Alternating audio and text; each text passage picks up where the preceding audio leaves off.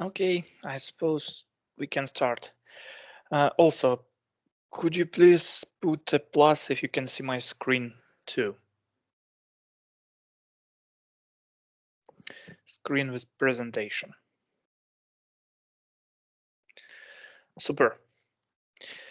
Again, hi everybody. My name is Evgeny. I hope that you remember me.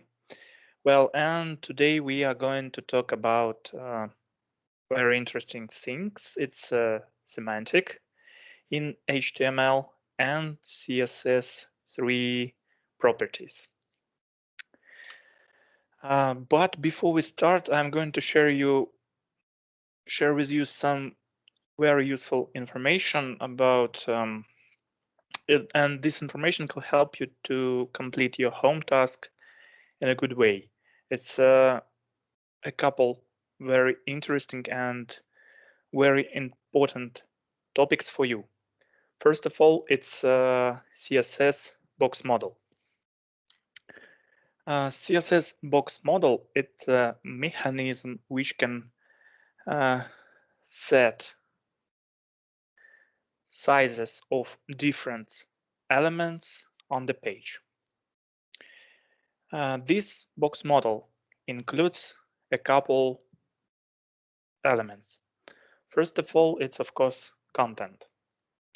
Content, it's very simple. It's a block which contain content. After that, this block model includes padding. Padding, it's a space between content block and border. And this area is located inside of element. Third element, it's a border. Usually it's some kind of lane which overlap some element. So if we go back and look at this picture, as you can see at the center, we have a content. After that goes padding area, then border area across full element. And the last, it's a margin. It's again additional space, but in this case, between different elements. Why it's important to know about box model into CSS? Very simple. Let's imagine a situation that you are going to create, for instance, square with some sizes. If you look at this picture, you can see that we have two squares. First, have a class, have a div AA, and the second has a ID BB. Well, in the first case, we set two properties, height and width. And for both properties, we set value 100 pixels. Does it mean that in this case, the final size of element will be 100 pixels? No, that's because we have additional properties as padding, border, and margin. And if you look into middle section of the picture, you can see the small, I would say, chip about how final size will be counted.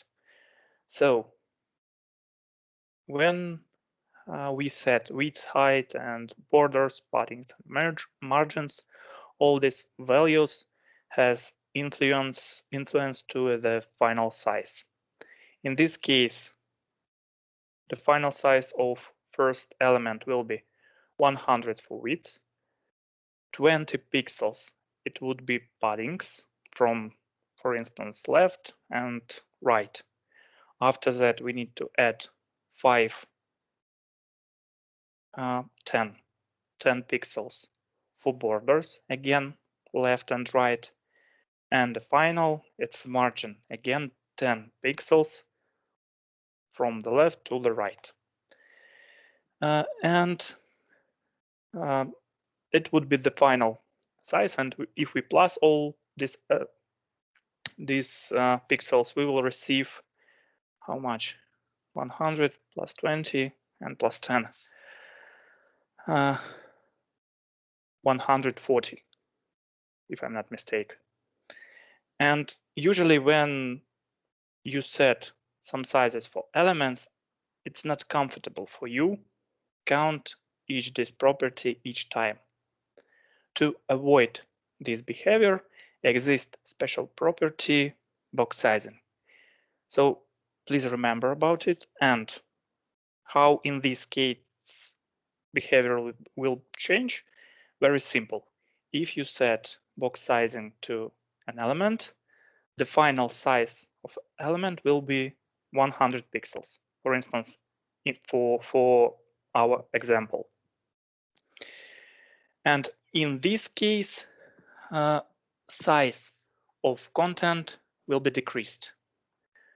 For first case, we have size of content 100 pixels. For the second, it's a 7. Yes, 7th.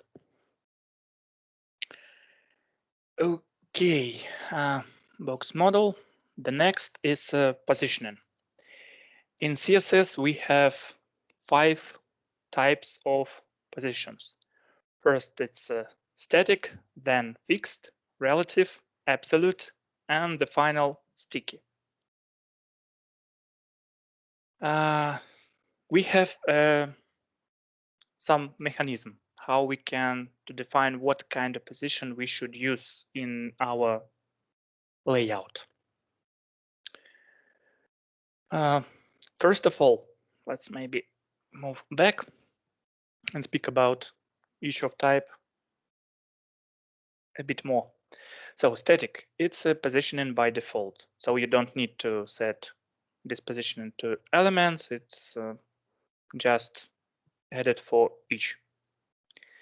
The next one is the relative. When you set the relative position for element, in this case, it would be possible move this element, for instance, to the left or to the right, top, bottom. And for this goal, we use existing properties like top left, bottom right. And in this case, element would be moved basic on its self position. So I hope that you remember from the previous lesson we talked about document flow, and when document is already rendered, we have different elements on our screen. And if we add relative, for instance, for button and add 10 pixels for it, it means that, for instance, right 10 pixels. It means that based on the rendered position, this element will be moved to the right for 10 pixels. The next type of position is absolute. In this case, element will be positioned based on 2 mechanisms. First, if we have any parent element without any position except static. In this case, our absolute position element will be positioned based on parent element. If we don't have any parent element or each parent element have position static, in this case, element with position absolute will be positioned based on body or your screen. So 2 options for position absolute. And next position, it's fixed. In this case, element will be always positioned based on your screen. And the last type of positioning, it's sticky. It's a very tricky behavior, so it's better to show you all all what I explained. Also, for your information, this is the active elements. So when we are going to share this presentation, of course, so you can click, for instance, this link, and you will be redirected to a CodePen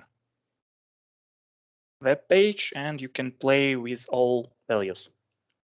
So don't forget, it's all dynamically elements. So as I mentioned, by default, our position static. So you don't need to edit. We have just simple elements with the position static. So as you can see, we don't have defined position static for our CSS code. The next, relative. When we add relative for elements, we can add some positioning for it. In this case, we have box 1 and box 2, and for both, we added position relative and add some movements for it. For instance, for box 1, we move it to top to a 200 pixel and to the left for 300 pixels. And this is the result.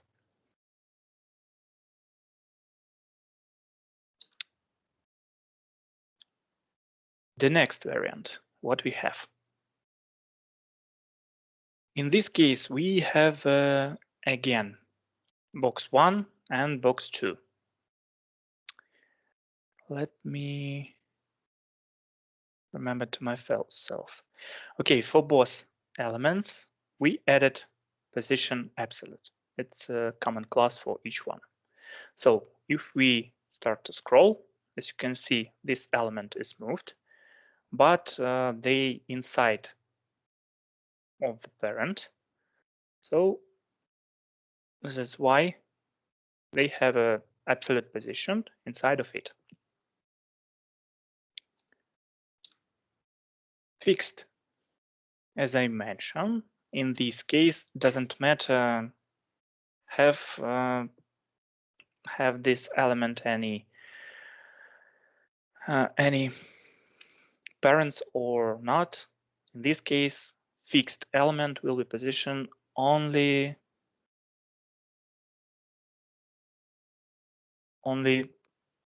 across your screen. I mean, when you put the fixed to it, it's sub box, and absolute, it's a 2 box. And as you can see, if we start to scroll, they will be positioned based on the parent, and fixed is the position based on your screen. That's why it's always visible. The last type is a sticky. So as I said, it's better to see how it works instead of explain it. And this is the result. As you can see, we have a box with a position sticky. And when this element inside of visible part of its parent, and we start in scrolling inside of parent, it has behavior like I don't know, like fixed element. But when we scroll a bit more, it will be hidden from visible part of desktop. We call it viewport, and that's it. For another element, the same behavior. So invisible part, it's behavior like position fixed, and outside of the visible, it's like for instance, position absolute or position relative. So it's some kind of combination. Yes, and the very common case for it, it's a navigation bar. So it's a sticky navigation. I suppose that you saw this behavior on different pages, for instance. So we can add something like this. And when we a bit scroll down more, so it will be sticky. When we're speaking about navigation, we also should mention one important property, that index. Again, on the previous lesson, we speak about document flow and speak about some properties which create a new flow inside of the main flow of the document. And the final result, it's like a cake with different layouts. So to work with these layouts more comfortable, exists property zIndex. And when we add some position for element, for instance, position absolute, it means that element with this property will create a new flow. And when we have a couple flow, it means that one element can be hidden under another. And to avoid unexpected behavior, we use zIndex. It means that element with z index 1 will be hidden under element with that index 2. So the maximum value is 9,999. So you have a big field to manipulations. So, and a practical example, for instance, in this case, we have as that index, we have first of all position element. It's a circle, and in this case we added zIndex -1, and it means that this image will be rendered under the main layout, and that's why we see first of all these letters, and under these letters we see the yellow circle. If we change our zIndex, let's open in a CodePen. I hope it works.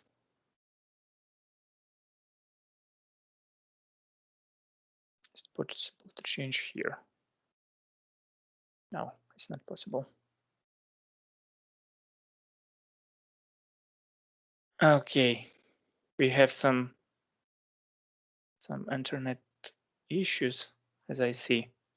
Okay, for instance, let's imagine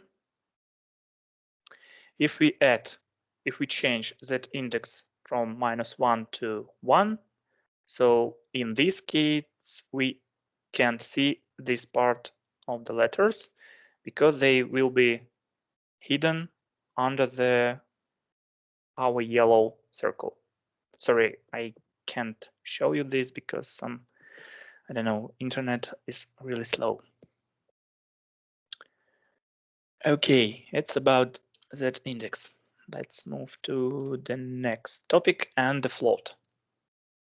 Float, I would say it's a very, very tricky topic, and using float, it's some kind of, for now, it's not a good practice because it's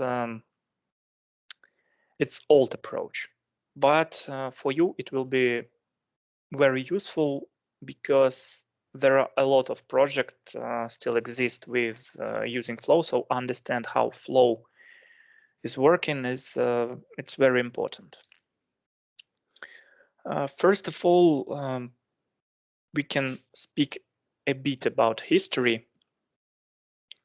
First of all, element was created for one special case. It's adding possibility for text float around the pictures.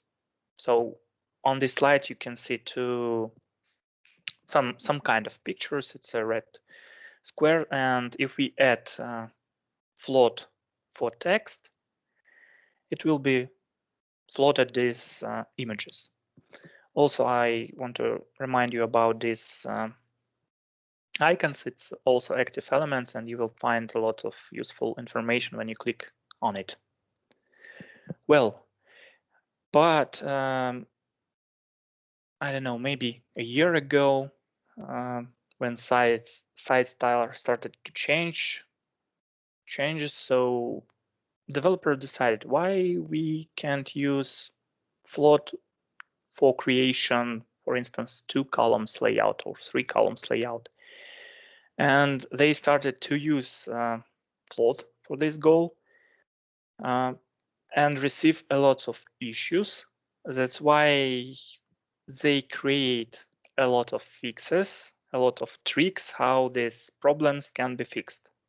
So the main idea of float, it's added possibility for text, floating images. But a bit later, this property started to use for layout creation. And yes, this is, as I said, the main idea. It's just to add possibility for text. But using float, it would be possible to create, for instance, 3 columns layout. And if you check this code, you can find these properties, for instance, for main part, for aside part too. And the very interesting case and one tricky solution, what we have in the second row. We have the main block, then goes aside block, and then aside 2. So for this case, we save the order. So for instance, main, it will be main, then aside, and aside 2. But usually when we want to create 3 columns layout, we change the order of element. So on the first place should go element with the float property. Doesn't matter that that on the final layout they displayed in one case, but for this it means on this picture I suppose that you can see one problem, that main layout should be between 2 aside. But if we save this markup, what we have now, it's impossible.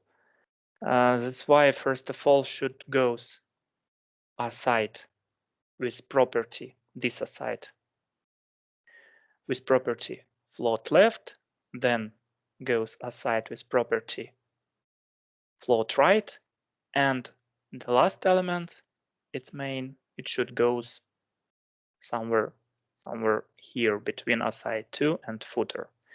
And this is the one trick, very funny, but not not the mind-blowing as another one. So you should remember about a couple rules when you add property float to your elements. First of all, you should add width, for instance, of height for elements. Also, you should remember about parent collapsing. We will speak about it later. And as I mentioned, float elements should be placed first in HTML markup. Collapsing of parent and clearfix property or clearfix hack. One of the problem when you add float for your element, again, this element will create a new flow. And it means if you add, like on this picture, for the images, all these images, property flow, it means that parent container stop to see them. That's why we have this dark gray element, but we should understand that in this case it's a parent, but unfortunately it's impossible for it to see child elements with float. And how it can be fixed. For this goal, again, was used property clear, and this property help to clear again document flow and to emulate or to clear this flow behavior. So exist again 3 methods how we can fix collapsing of the parent. And first of all, it's just to add empty element with the property clear boss. So in this case, all float elements started again possible became visible for parent. But in this case, we get another issue. It's just empty element without anything. And from semantic, from valid point of view, it's not right. So in this case, developers start to use pseudo element, and it has, we speak about this type of elements at the end of the previous lesson. So after, and for this, after, we use 3 properties. First of all, it's a content, it's empty value. Then we display. Not always we should use display table. It can be simple display block, for instance. And the last property is clear boss. So for this, as you can see, case, we don't create any empty element to clear our flow. So for this case, we just create pseudo elements and add 3 properties for it. Also, some information for you. It's just a small hack how that behavior can be fixed into EA. It's just a zoom or, for instance, overflow hidden for, again, for parent element without creation any others. Cool. Okay, before we move to the next topic, maybe you have some questions. So you can put them in the chat and I will answer.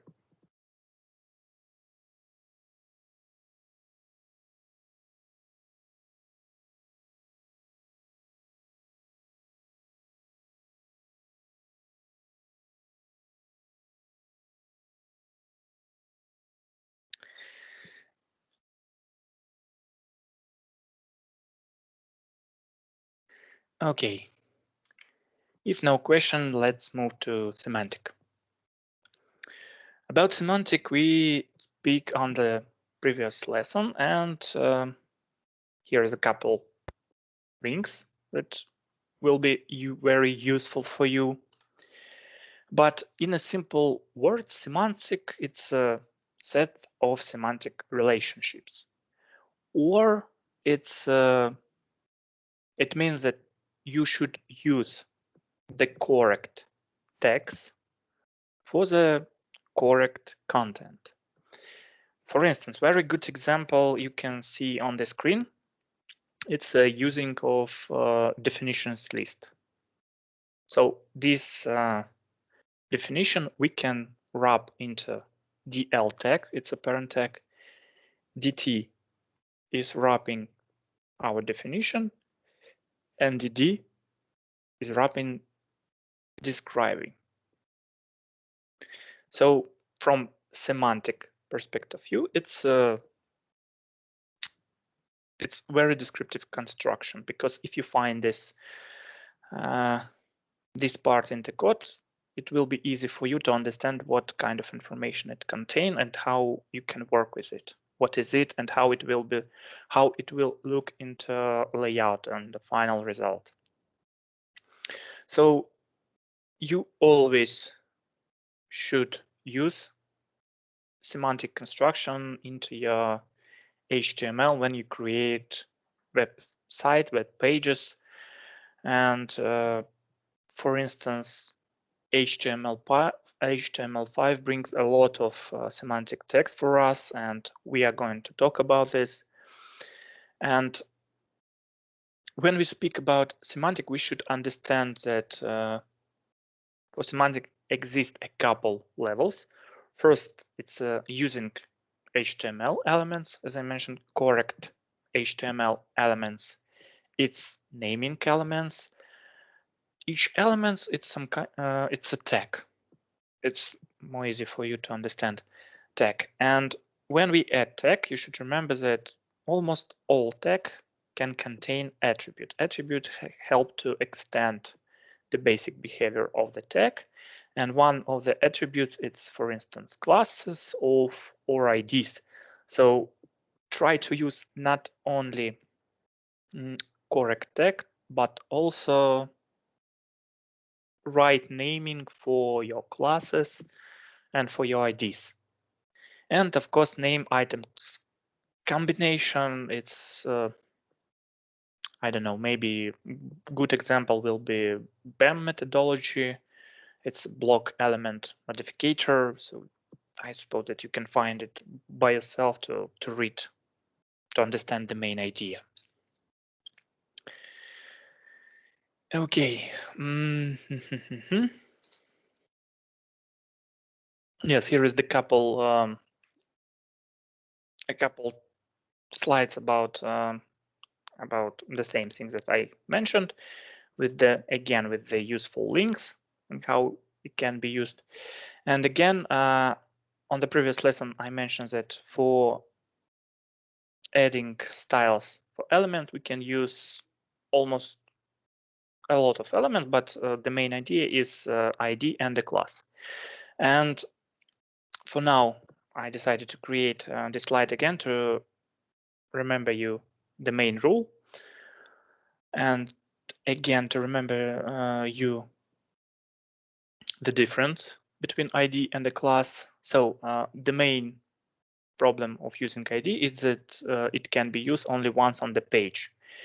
In opposite side, class can be set for many elements, and it's super comfortable for adding styles. And I hope that you remember about weight of selectors. So in this case, ID has a more weight than the class, than just tag.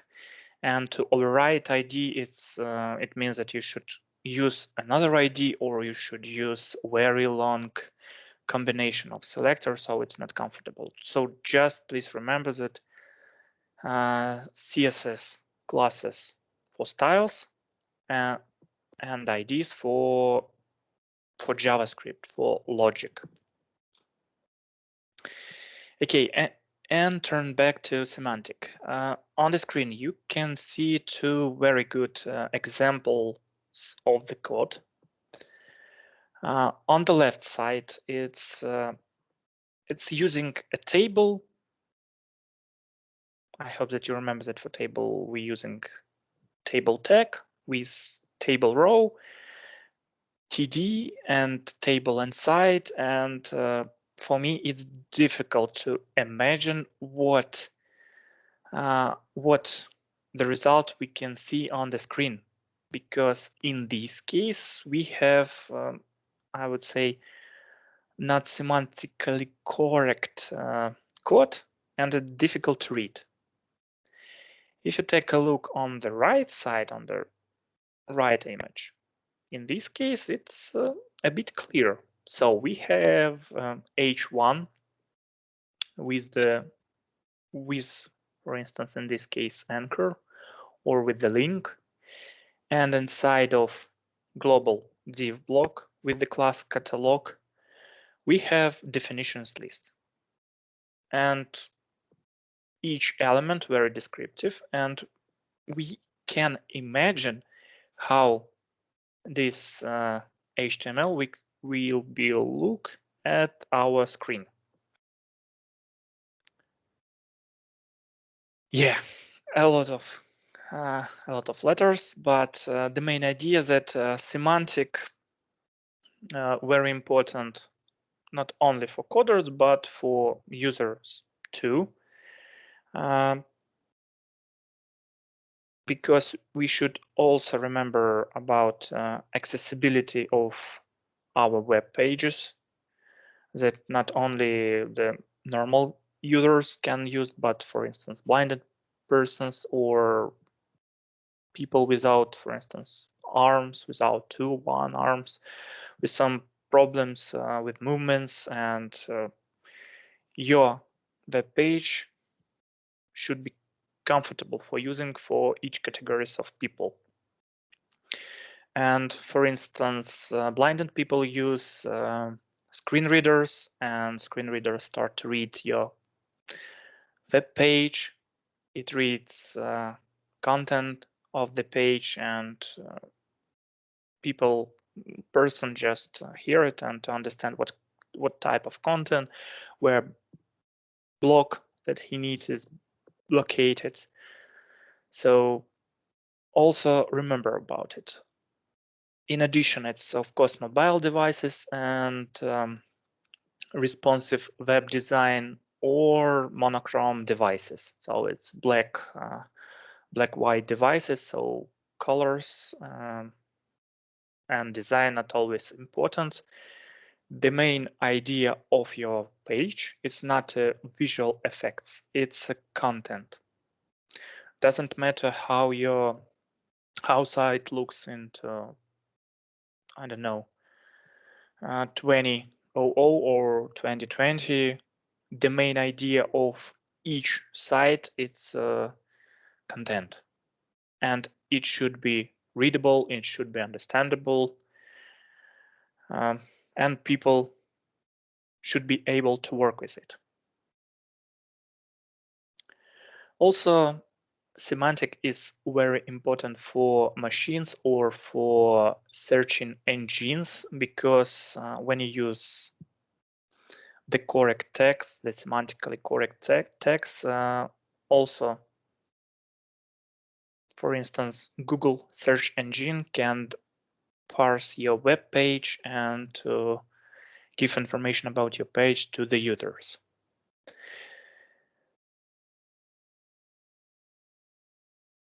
Okay, as I mentioned, our current version of HTML, it's a 5 version, so it brings us a lot of useful semantic tags. And the very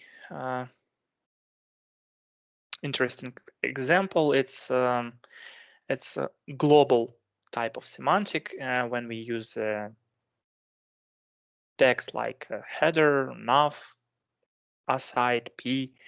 We don't see the page now, but we understand what type of the content will be in almost in each block. For instance, nav contain navigation, section or header contain, it's just an abstract wrappers. But if we speak about article contain some piece of information, and each article contain header. It's which may contain heading, and inside of it we have, for instance, 2 paragraphs. And the footer usually contain, if we speak about maybe some piece of news, footer can contain date of publication and, for instance, author.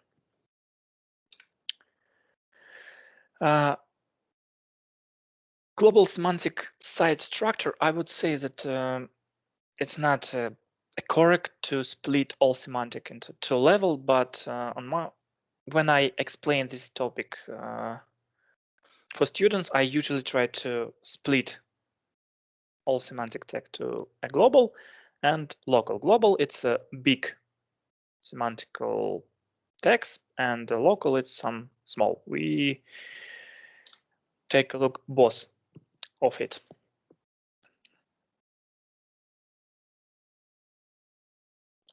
Okay, take a look at this page and imagine what, for instance, type of global semantic tag we can use for it.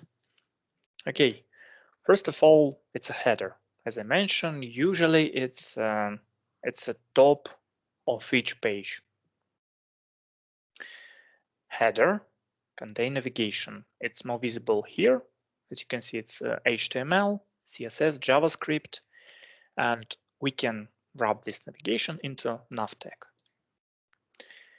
Also, this page contains two asides. First, it's a left aside, which contain I don't know, additional navigation, and the right aside contain some advertising about color picker. And of course, the big section between two asides, it's a main section. And inside main section, we also can find abstract, again, abstract block section, which can contain some article. As you can see, each block is super easy to define, super easy to understand where its location and the idea of it. If we scroll down this side, again, we can find footer, which contains some additional links, some copyright information, logo, and description. The second example, code bars. And again, take a look on this page. I suppose that for you, it will be very easy to define where header located. No? Yes? So in this case, I would say two options are correct. If you, for instance, select just this white block at the top, I would say it's also correct variant. You should understand that one page can be, you can create using different layouts. So for me, it's enough to use this big header, which contain image and which contain navigation. And of course, in this big header, we can define navigation. If we scroll down, you can guess where will be located, for instance, section element. It's on this screen, it's very easy to define because in this case, each sections has or white color background color or gray. So if we check, yes, we have on the screen 4 sections, and if we compare, it's easy to define each of it. Oh, maybe, yes, inside of the middle maybe section, we can find the main content. If we again scroll down at the very bottom, we can find footer. It's a very small block, but again, it contains additional links and copyright information. I suppose that you already can see, you can match what type of information contain almost all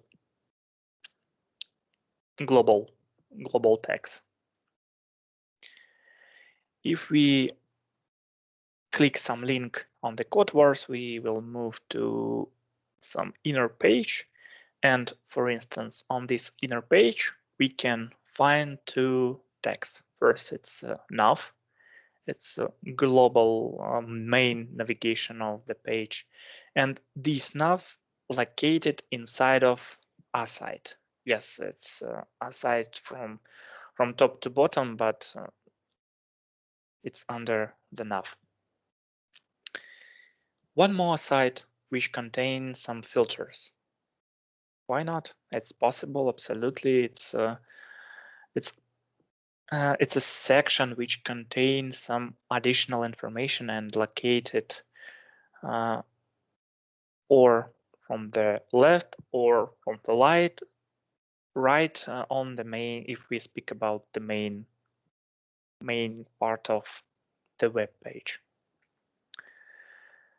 Yes, the main is very easy to define.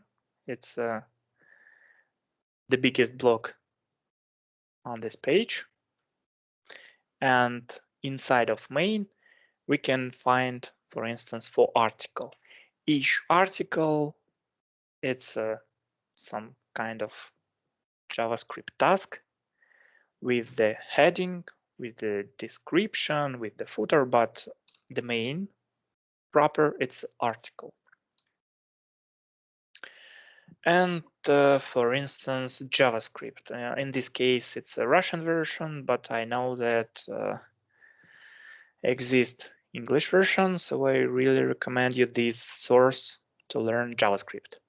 So take a look at this page and try to define where is header located. Couple seconds. And you can check. So header, again, in this case, I highlighted this big block with the dark background. And again, inside header, we can find the main navigation, which is wrapped in nav.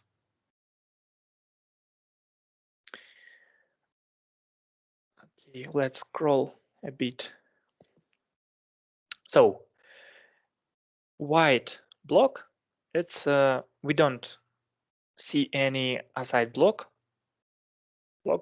but so we can add a full width, full width main section, and here it is. And inside main section, we define the separate independent element. It's a section. So remember, main, it's a tag. Section, it's a tag. Header, tag, nav tag, it's all text. It's not abstract letters. So main contain section. Section define this main part of the site.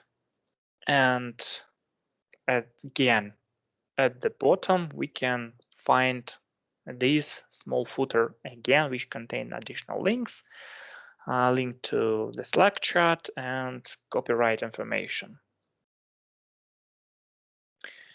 If we open any inner page, in this case, we will have a small header, but again with the nav part. We have a site which again contains some additional navigation, but remember, it's not a main, it's just additional navigation. That's why we don't wrap this navigation into nav. And I suppose that you already guess what will be the white big block. Of course, first of all, it will be the main section, main tag, and inside main, we can use section for, maybe here will be, for breadcrumb and for publication date. It's possible, why not? And another section can be used for the main content. And inside the main content section, we have article, because it's again piece of news, piece of information. We can wrap it in an article. And as you can see, it's not difficult to define almost all section, almost all blocks, and using the correct tags for each. It's when we speak about the global site structure, but also we have some small parts of it. It's some kind of local semantic elements. The very interesting idea that all elements, as you remember, can be split into two separate two big groups. It's block elements and inline elements. And for you, it's absolutely possible to create web page using only div, it's a block element, and span. If you ask me, is it possible? Yes, absolutely, it's possible. In addition, you can use a property from CSS, a display with, for instance, inline block. Doesn't matter. You can create site using only div. But the main problem when you open this web page, if, for instance, your friend creates page using only div and you open it, it will be horrible for you because it will be difficult to understand what kind of elements, what type of text, content using this page and how it will looks like on the page and for what this. So in this case, it's better to use some small semantic text, semantic construction. And again, let's repeat a couple texts and revise your knowledge. First of all, headings from H1 to H6. It's just for headings on your page. H1 can be used only once on the page, and it means that it's super important heading. The next quote. When you use quote, it means that you use some string who somebody already said. And for instance, in this case, we can use a couple variants. We can add a paragraph, for instance, for quote, but add additional tag address. And this tag describe who said this information. Or it's more correctly it's using tag Q and again address tag in addition to again describe who said this quote. If the quote is super long, we can use block quote tag. In this case, inside of block quote, we can put a paragraph or a couple paragraphs to show that this big part, it's a big quote of somebody.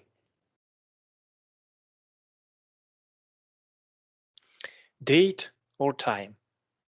Again, we have two types of text, not two types of tag, two approaches to describe date on the page. It's not just simple div, because if you put date into div and you open it, okay, what is it? Numbers, maybe it's some mathematic operation. So it's difficult to understand for what is it. But in this case, we use tag time and we describe date. And in addition, for instance, we can use attribute date time with the date and some small description for the time. And if you hover to a text my birthday in a browser default tooltip, you will see information that's about the date. A lot of text, a lot of type of text on the page you can use. And in this case, we have two types of text. BITTS, it's the first portion of text. Strong EM got del, it's another one. The result is the same. It's a bold, italic, typing, and deleted text. But if we speak about semantic, it's more correct way to use the second block. I mean strong em code del.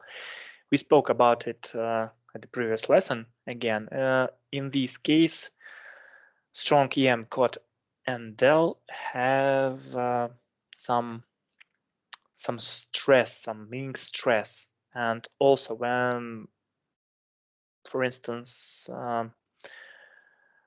screen reader start to read your long paragraph and it find tag, for instance, strong, it will put a stress on this word. BITTS is just visual changes.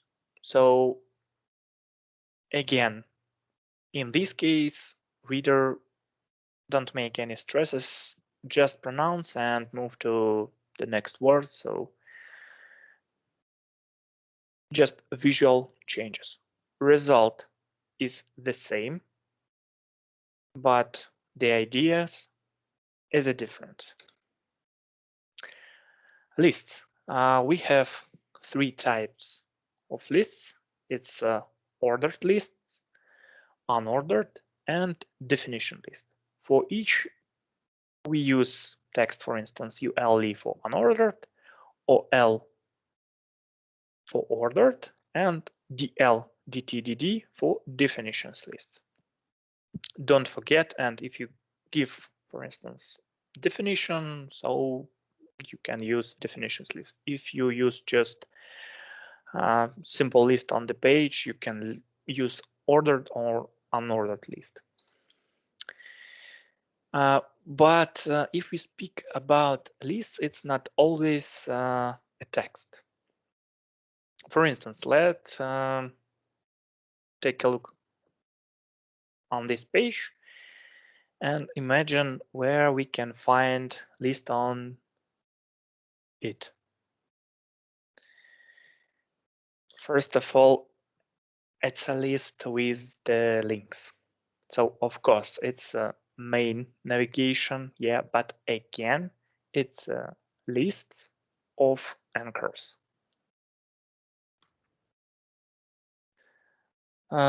Such element also it's to list. It's some kind, I don't know, what is it? It's some kind list of actions. And when you create a layout for it, you should use, for instance, UL, unordered list. And after that, when you can add another style and make this layout. But in HTML, it's still list. Also, when we use a couple the same blocks, it's also list. So this is a big list on the page. I don't know what this percentage mean, but again, it's list results. On this screen, we also have two lists. First, it's a list with the countries, American, Europe, Asia, and another one, it's a list with pictures and description, two types. And of course, about in a footer almost all contain a lot of lists. So it's some brands, some additional navigation, also list of social networks, everything. What you can say, yes, it's a list. You must use UL or OL. Images, also very interesting topic. So when you put image onto your page, it means in general case, it means that it's just for maybe some illustration to add some visual information. But when image has any description, it means that we should to show the description. not always we should show it only in CSS, using CSS. So it means that put image on the screen, after image put span tag, and position this span tag with the description under the image. You need to show the connection between image and description. And for this goal, we usually use tag figure, and inside of it we defined image, and feed caption contain description. The same situation can be for set of images, for instance, and for long description. Inside of feed caption, we again put text, but again this text we wrap into P to show that this is the paragraph. It's a long description. Tables, also a lot of text, a lot of semantic information. So the main wrapper, it's a table. For each table can be added table description, it's a caption tag, and inside of table we use tr for rows and td for columns. So in this case, one tier contain 2 columns. Also, we can create table using a more semantic construction. Also, each table has t-head, which contain headings of the table. T-body, it's a main part of the table with information. And T-footer, it's on this screen, it's just empty tag, but for T-footer you can add some additional information, some results. For instance, you can count these people and put the final result into T-footer. So the main idea of using global and local semantic levels, it's to make your site more readable, more supportable, more understandable for people around, not only final user, customer, but also your colleagues and other developers who will support your website after you. So think twice before using simple div or span. It doesn't mean that you should not use this text at all, but if you see that this content can be wrapped into more descriptive tag, so please use it. Use semantic text. It's very important for accessibility and also for validation too. Okay, before we start talking about CSS3, we can make a small break and you can add some questions into a chat.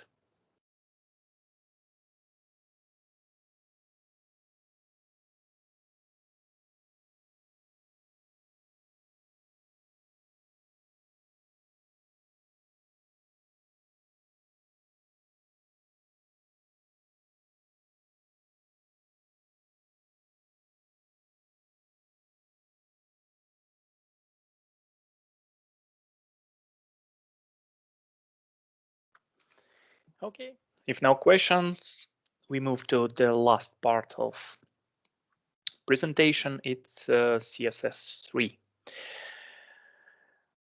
So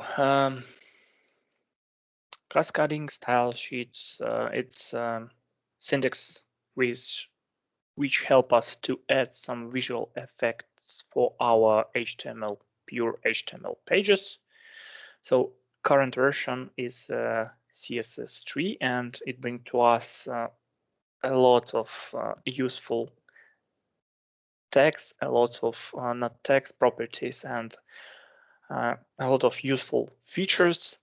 And it's still, I would say, in progress. So new New properties are appearing almost every day. Not every day, but every month. So some of them test, some of them is approved, but it's a long process. So for instance, as on the slide, you can find information that in 2011 was added color and selectors level 3. Also namespaces, some media queries, and after that were added filters, support prefixes, and a lot of useful features. A couple of information about media queries. It's big separate topic. It's some part of responsive web design. So using this element, you can add properties only for instance, for mobiles, for tablets. So it's allowed to define any styles on the different devices. For instance, you can display red background for mobile device and green background for desktop, and I don't know, blue for tablet. And you don't need to refresh your page. You don't need to use different CSS files and something else. You just add media, add screen, and add width of the screen. It's some kind of syntax, but a bit more information I suppose that you will find in the next lessons. Okay, CSS3, what new? Tell the truth, a lot. It's transition, some animate properties. It's flexbox. It's a topic of our next lessons.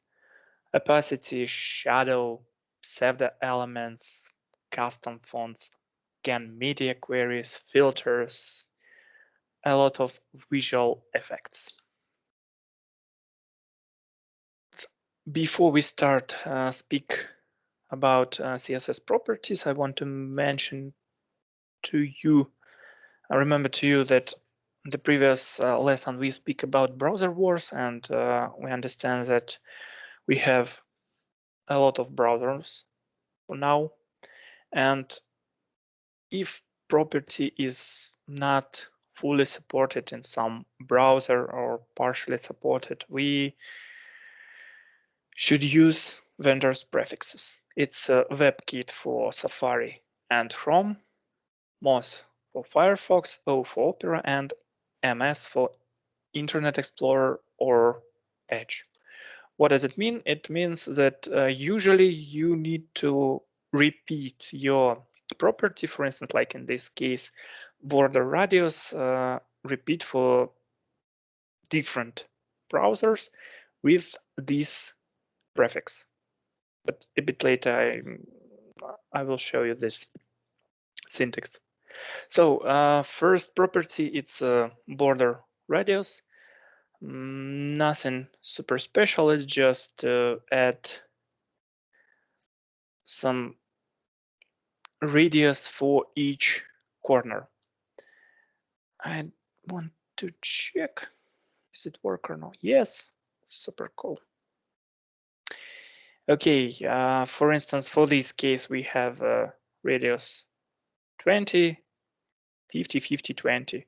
For instance, if we want to transform this, I don't know, square into circle, we can add one property, for instance, 100 pixels.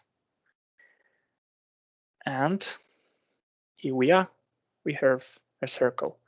Or we can add the same property for each corner, because we have 4 corners. And for instance, we can transform our square into this figure, or for instance, and these. So it means that you work with each corner separately, or you can set one property for each. Okay, the next border image for, oh, that's a good example.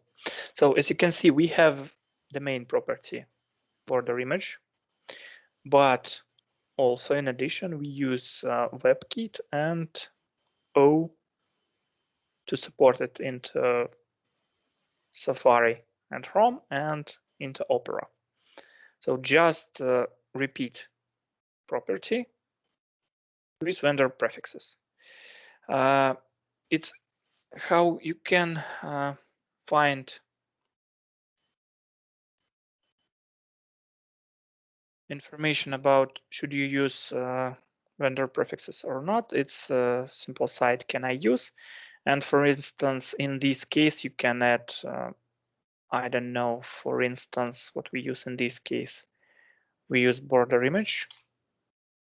We add this property here, and we can find information where this property is supporting without any prefixes. As you can see, it's very good supporting, but in some cases, for instance, in Internet Explorer, it doesn't support at all.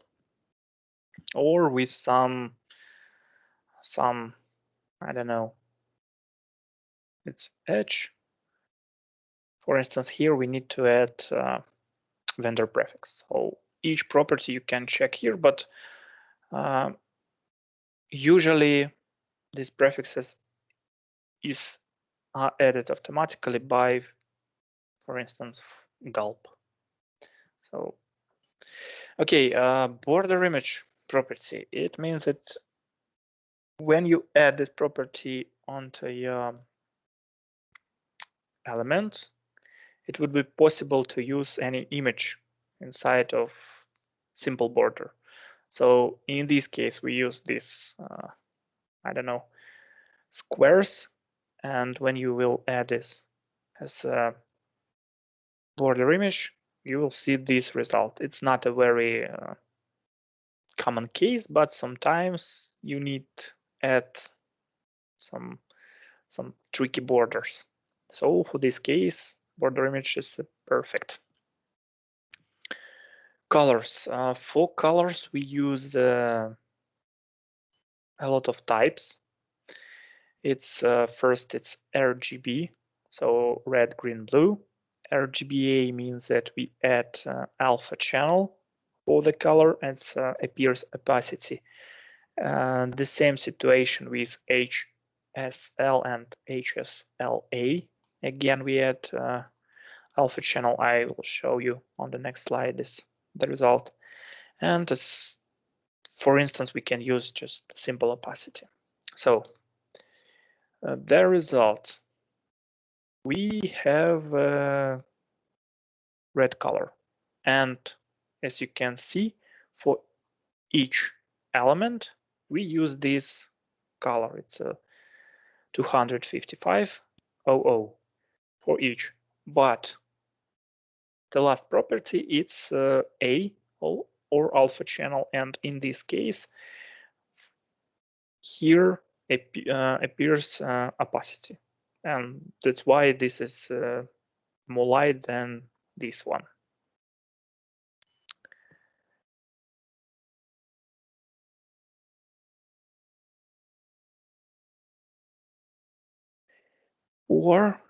Or we can just add simple opacity. The main problem in this case that content inside will be also hidden, I would say. So for instance, with opacity 0.2, it's really difficult to read content inside. But for instance, when we use RGBA or HSLA, content is still visible fully. Okay, and for Internet Explorer,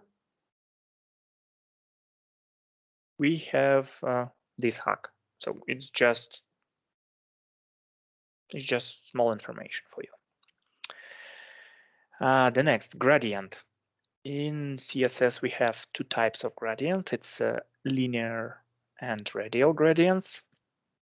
So it's long properties, but usually it contain type of gradient.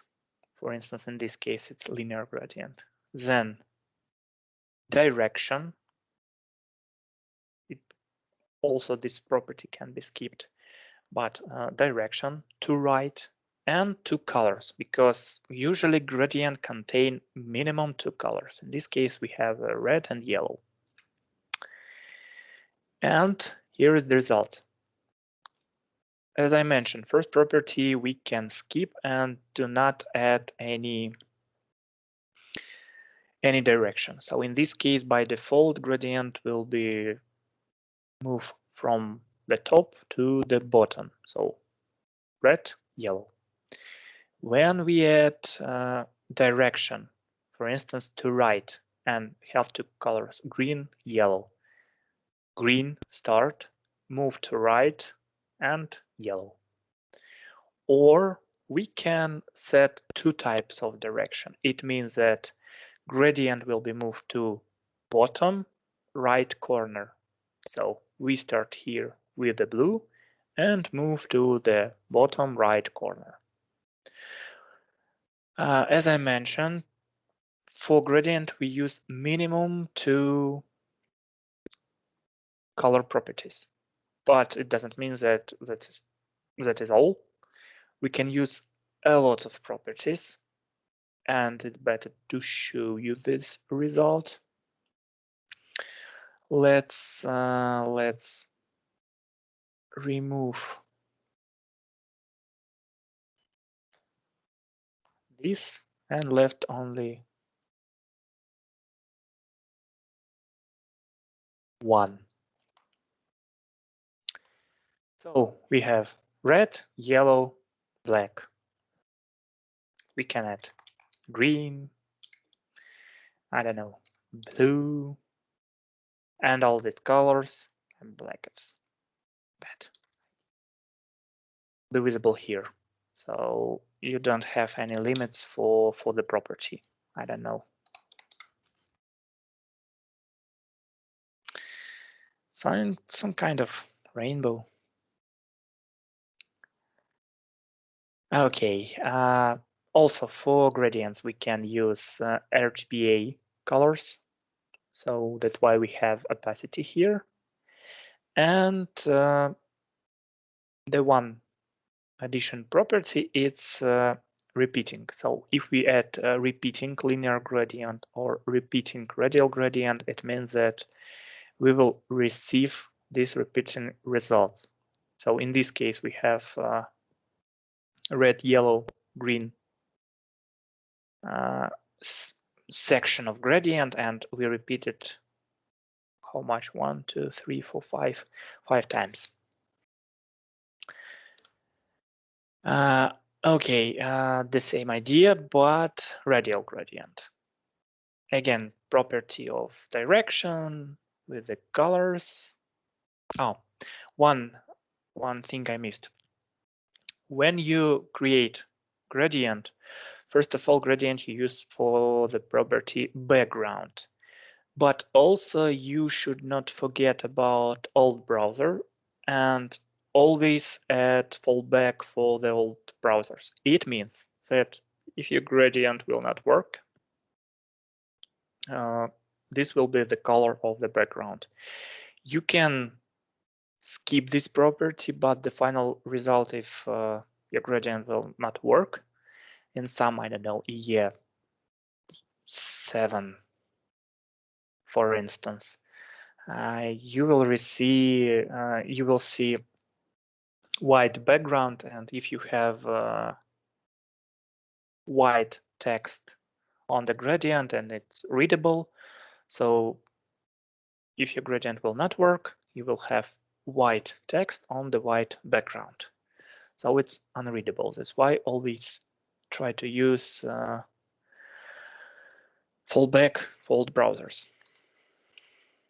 And this is the result of radial gradients. Again, for instance, 3 colors. And as you can see, we move from the center to the, I don't know, to the corner. Let's say we can set a percent how much each color will take. So red is just 5%, so it's really small. Then yellow a bit more, but the green is the biggest color. Or we can again use a couple colors, but the additional property it's type of radial gradient. So for instance, circle. And as I mentioned, repeating property.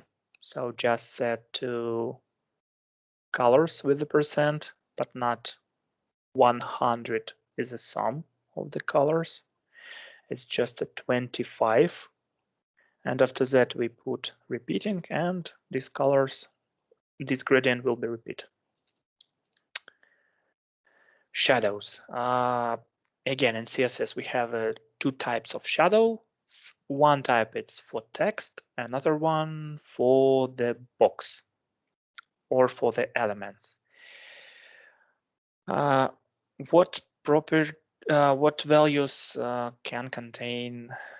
can be added for text shadow? First of all, it's values for horizontal and vertical movement.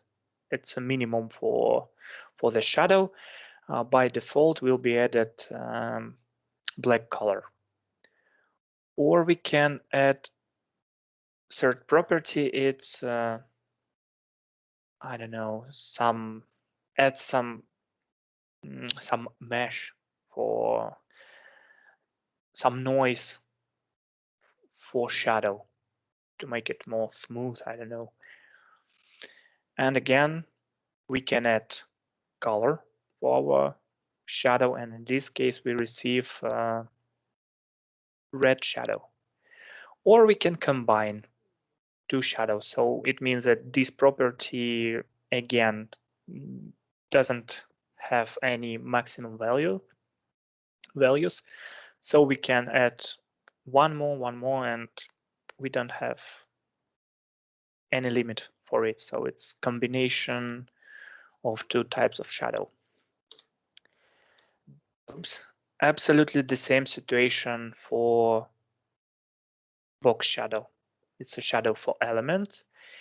And again, we add 2 property. It's movement to, for instance, to the right and bottom, or horizontal and vertical. We can add the color. We can add some hashing. We can combine and add multiple shadows for elements.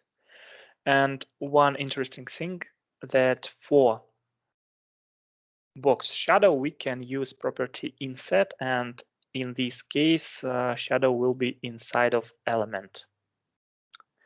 So it's some kind of element out on the layout, and this is it's like a clicked button, for instance. Transform. Okay, again, 2 types of transform. It's a 2D and 3D transforms, and usually it's some element movements. So if we add translate,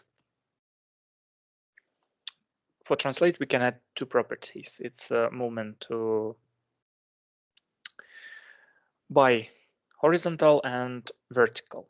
So in this case, we can move our element to another place. Or for instance, we can rotate it. And in this case, for property, we use angle. For instance, we can rotate our element for 30 degrees, and this is the result. Or we can use scale. If we use scale and we add width and height, we increase the size of our elements. If this element will be, if these values will be less than 0, our element will be smaller than it was at the beginning. So it's transform. So translate, movement, rotation, and scale, increasing or decreasing element sizes. Skew, it's I would say it's a 2D type of transformation, but from some perspective of view, if you add this transformation for the elements, we can find some 3D effect. So it's you just need to open the browser and test it by yourself. So it's very interesting. It's like a 3D card with some rotation angle. And for instance, we can combine a lot of transformation in one, so we don't have again a maximum value, but again you can combine all these, apply all this transformation for one element. And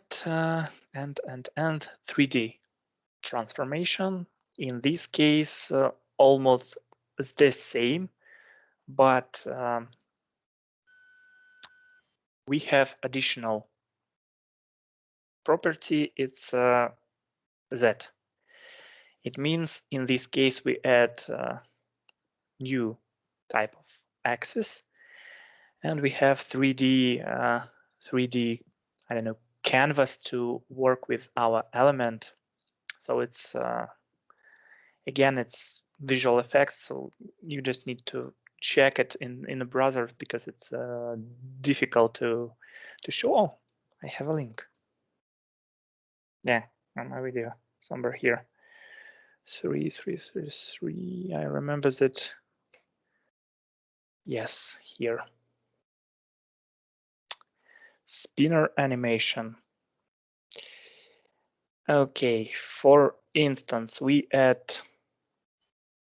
some transform for each element. That's why in this case we rotate it around the y-axis.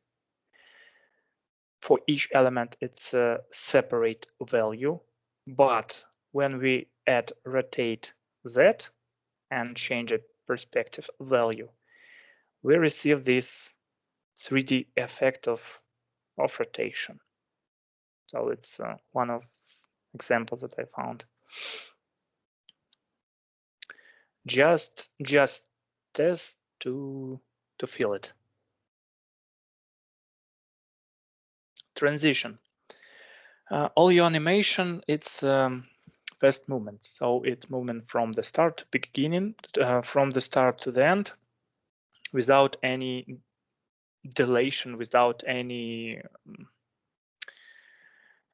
time. So it's super fast. But if you want to add some timing execution, you use transition. In this case, you add transition for elements, you add property which you are going to change, and you add timing for this change, for instance, 2 seconds. Also, transition contain a couple timing functions. It's is linear, is in, is out, is in out, and cubic Bezier. It's a different type of animation, some starting fast and finish slowly, some starting slowly and finished fast. Linear, it's the same speed during of all animations, so again, just check. And cubic Bezier, it's a separate type of transition because this type of animation you can set by yourself. So you create it using 4 properties. It's again, it's link so you can check what does it mean and how your element will work with this animation. But again, it's a very rare case. Usually we use these types. And we can check the result.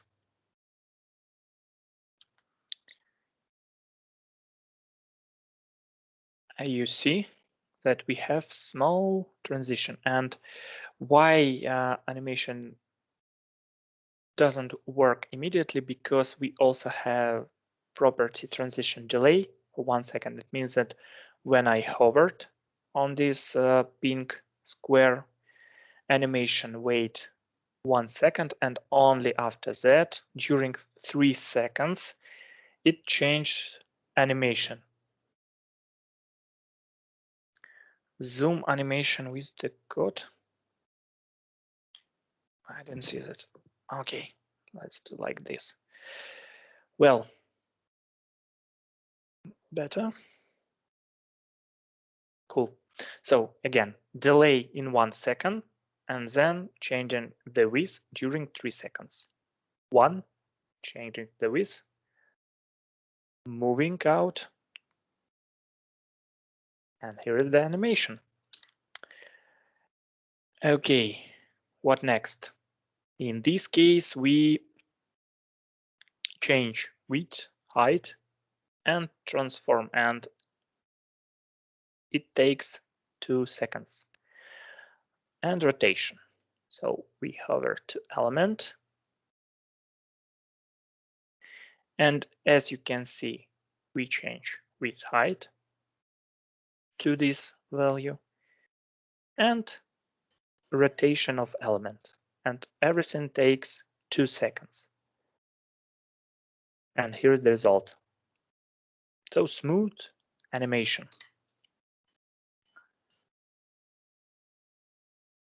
Okay, transitions contain 4 main properties. It's a transition property. It's a property which can be changed, or in this case, if you change a lot, you don't need to write them all. I mean, width, height, I don't know what is top left. You can just add all. All it's words that show that all changes values will be animated. Then duration, it's how much this animation will take. Timing function, it's a linear, ease out, etc. Cubic Bezier. So we describe timing function animation. And transition delay, it's a delay before animation start to work. We can use these 4 properties, or we can combine it into one, just transition and describe each of these properties. And animations. Animations almost the same, but when you add transform and transition for elements, it means that animation will be super easy because we have start point and end point. When we speak about CSS animation, we can create a lot of points. And for this, we use a special syntax. First of all, it's keyframes. It's a special rules. After that, we give a name for our animation. In our case, it's example. And inside of this keyframe, we describe our animation. In our case, we have background color red, and in the end, it will be changed to yellow. How we apply it? Very simple. We add animation name, the same example and example. So you can say, I don't know, fade in, fade out, appearance, or some, I don't know, movements. So it doesn't matter. So it would be animation name and animation duration, how long this animation will go. Instead of from 8 and 2, you can use percent from 0 to 100. It means that you can add a lot of frames for your animation. In this case, firstly, we have a background color red. On 50%, it will be changed to green. And in the end, we receive yellow.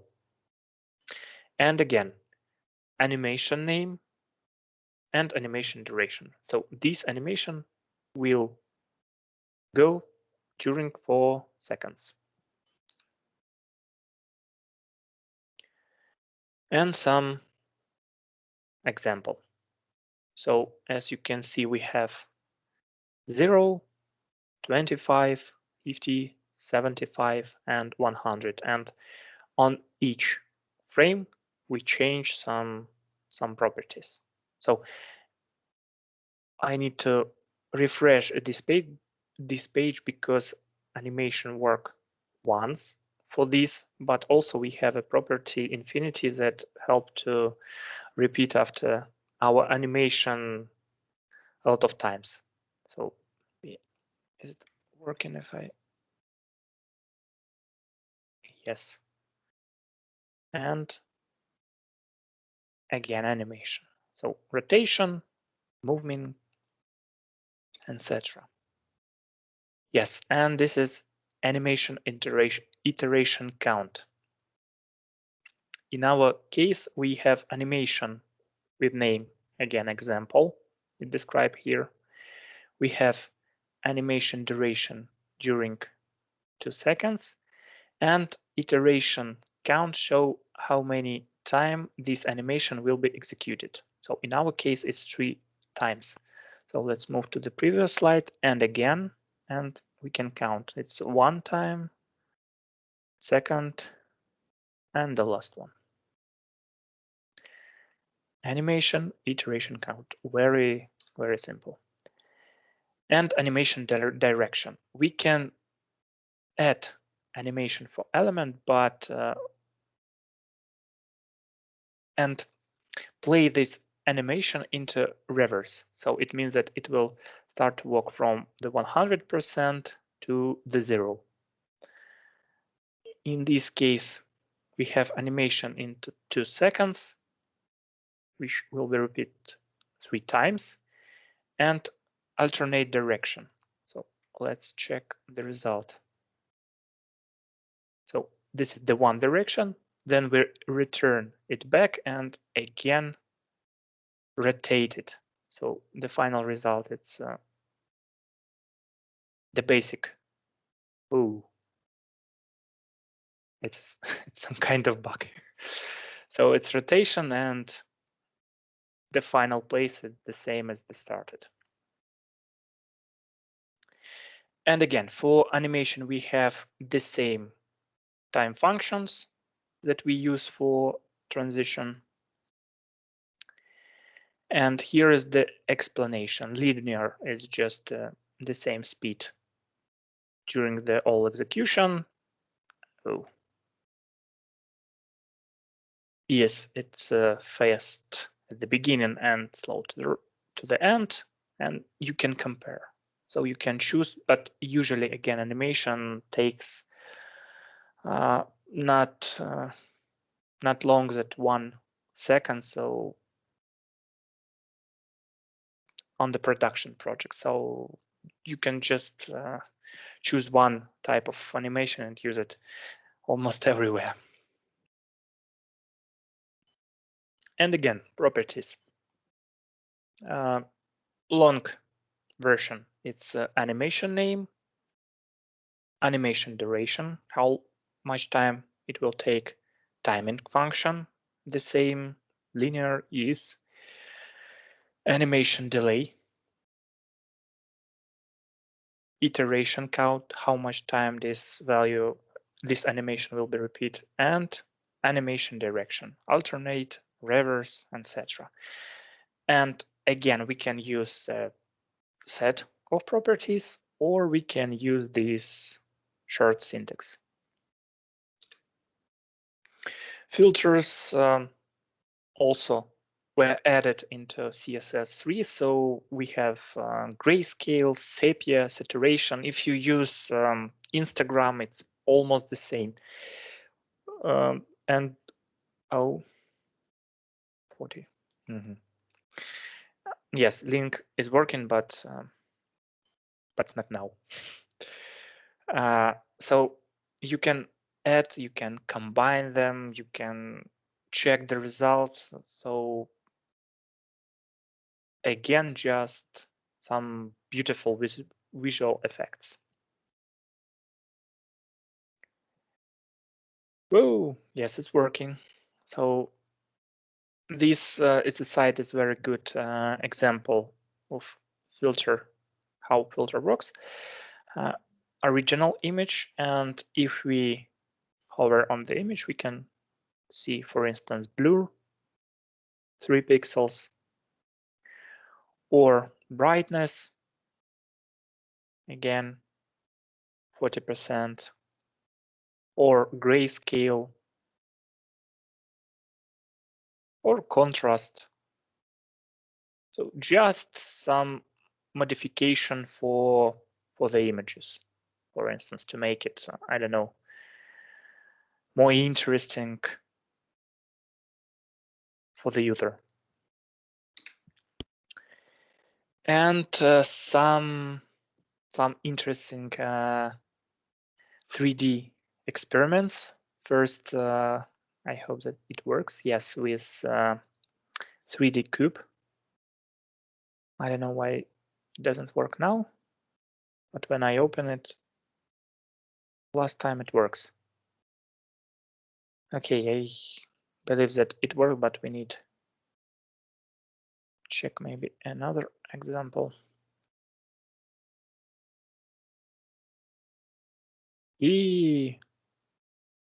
And this room is created using only CSS and 3D animation. Yes, it's cool. And the question, it's possible to create images, create games inside browser, but some kind of animation, it's not a good idea because performance will be low. But as an example of working 3D animation, it's a very good example. Let's go work. Oh, yes. And this is the 3D rotation, and it can be created into browser, and here we have some artifact. But again, it works, and it's a very interesting example of 3D animation.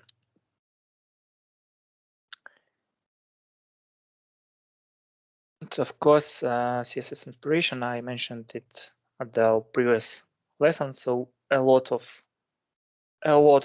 almost all lesson, it's animation example or transition example. So you can check a code and learn how it was created. And that's it from my side for today. So if you have questions, please put them into a chat.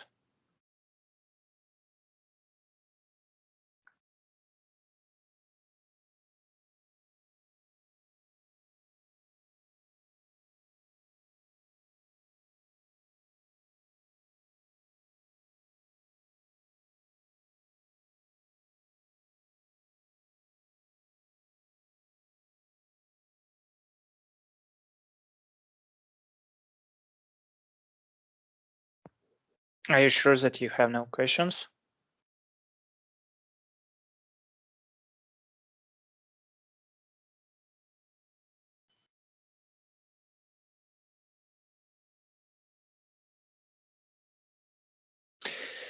So, okay, have a good evening. Thank you for your attention, for your time, and we'll see on the next week. So, bye.